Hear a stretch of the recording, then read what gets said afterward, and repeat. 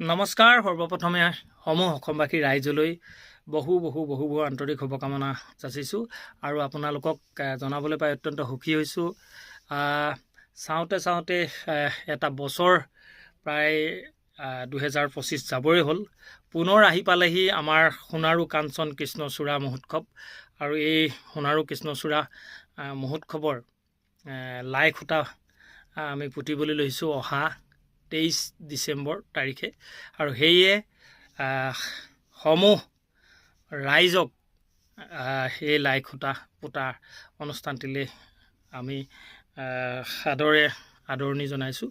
আপোনালোক আহিব আৰু আমাৰ এই পবিত্ৰ অনুষ্ঠানটিত আপোনালোকে এই লাই খুঁটা পুতি আমাক আশীৰ্বাদ কৰিব, যাতে অনুষ্ঠানটি খুব সুন্দৰকৈ সাফল্যমণ্ডিত হয় আৰু সফল সমাপ্তি ঘটে, তাৰ কাৰণে আশীৰ্বাদ কৰিব।